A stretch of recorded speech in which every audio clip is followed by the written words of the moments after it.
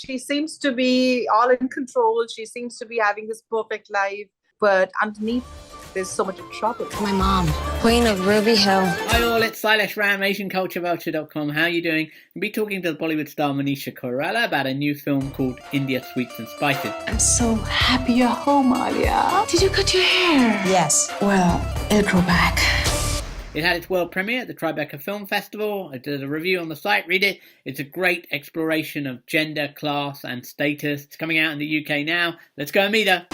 Aunties. All they do is sit around and gossip. How did you come to be involved in India Sweets and Spices? Did you know Geeta Malik? Geeta, I spoke to later on. I think the script was handed over to me first by the producer. And once I received it, I read it at one go. Mm.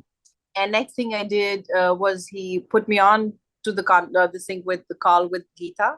Right. And that's it. What really compelled you to do this film? I love the story. I love the entire script, the story, and I loved my character. I love the arc of the character, the graph that she goes through, the evolution, the things that it's revealed. Also, I love the fact that my daughter advising me onto the right path. So there were so many things about the script that I loved. Hey, Alia, your mom needs you to go to the Indian store to buy some biscuits for the party. I'm relaxing. So tell me a little bit more about Sheila Kapoor. I think one of the big things is that kind of the sort of repression or the kind of bottling of old experiences. Back then, my life was complicated. So true. I mean, we have met Sheila Kapoor's kind of character in so many times in our lives, haven't we? Mm. So it's not so difficult. It's not so off the line, And so many people that I know have are going through the similar kind of confusion or have gone through and overcome all that. So it wasn't difficult for me to see that these characters are quite relatable, and it happens in our day-to-day life. You live in a strange world. She seems to be all in control. She seems to be having this perfect life with perfect husband, with perfect children, gone to the perfect schools and, perfect houses and perfect parties. And I mean, she's into that whole image of completely in control of her life and leading a successful life. But underneath, there's so much of trouble. Yeah. There's so much of unhappiness. There's so much of loneliness. And there's so much of confusion. And that's when the daughter, when she figures out, and that's when she steps in and supports her mother to go onto the right path. We're throwing this dinner thing next Saturday. You're new in town. You guys should come. You sure your parents won't mind? I found that intergenerational thing one of the really strong themes of the film again. And as you say, you may be able to relate to it very directly with your own daughter. I don't know. Is that something that also touched you when you read the script and obviously when you were in the film itself? Absolutely. I think, there's always the generation gap and different ways of looking at life and different ways of, some different values and all that. And I firmly believe that every generation becomes a wider and wiser generation. And we always learn, of course, the new generation do tend to make new mistakes and stuff like that. But we learn from, a previous generation, the pitfalls of life. And so I love that. And I actually loved very much the daughter telling mom, encouraging my mom, so that for me was the key. You invited who? A local shopkeeper. We are running a charity service, huh? Sure, Aunties Without Borders. And do you think there is a difference, obviously, between this kind of relationship in America and obviously in India? This happens everywhere. It's not in one specific part of the world. It happens by and large everywhere and most of the society, and especially to Southeast societies, South Asians people. One of the things I think the film is really good at is something that isn't much talked about in an American context, but is much more prevalent here in the UK, and that's class. And that whole idea of presenting an image, which is obviously, as you say, almost perfect, almost too perfect to be true, and then it sort of it is a kind of facade that's very hard to keep up.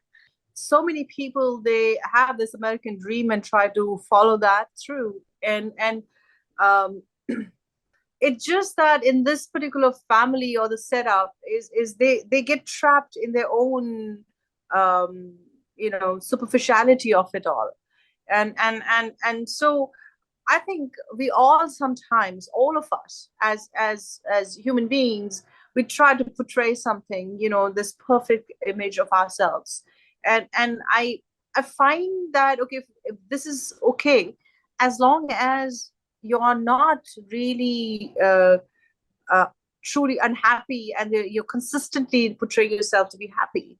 And I think that's where, to what extent are you portraying, comes the question. How far away from the reality are you?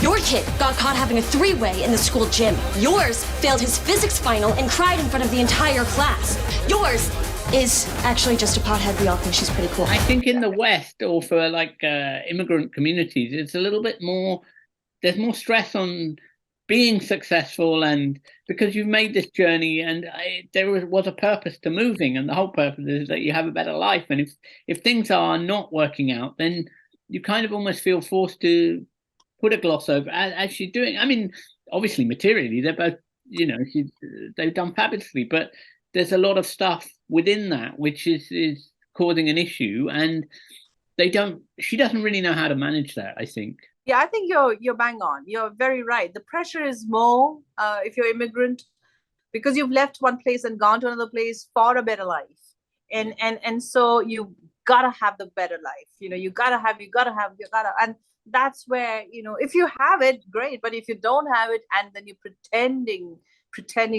that's when it all I think the other thing that comes into is, what price do you pay for that success? And exactly. That, again, the film is very good at kind of illustrating that, and what sacrifice Sheila Kapoor has made to make that journey. That must be something that struck you. Absolutely. Sheila Kapoor, when we meet her, she is very unhappy. You see, she is very lonely and she is very angry, but it's all built up. Your mother was incredibly brave. What was this, like a feminist club or something? Are you very selective these days? You're very particular about the kind of roles you choose now? So basically, I am extremely careful with the project that I take on.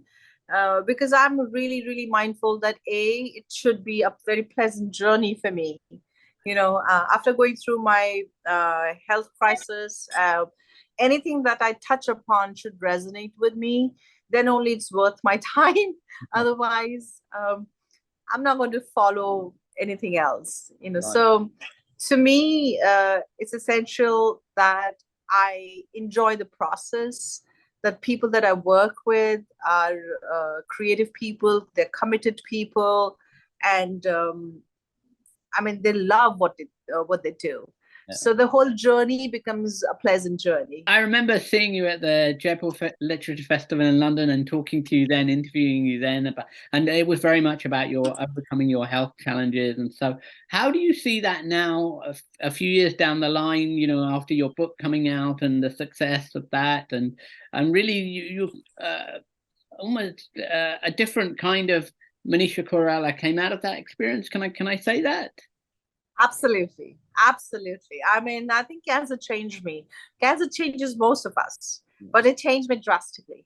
And I just became a lot more happier person, a lot more grateful person, a lot more, I would say, somebody who doesn't, I get troubled, but I don't get that badly troubled. I get troubled and I forget that, and I move on with life. Because I've seen the worst. I feel, coming close to death has made me realize a lot of things, and also realizes this time is limited, and I want to do the best in this time. I really want to achieve the best, and I want to do the best. So it's there's hunger towards life. There's a hunger towards quality. It's all that. I'm going to put you on the spot. On my final question. Why should people watch India Sweets and Spices? It's a good film. It's a family drama. It's a entertaining film. It's a well-made, good film. And that's it, if I say more. I wish you all the best. Thank you, Sailesh. Thank you for having me. Savage.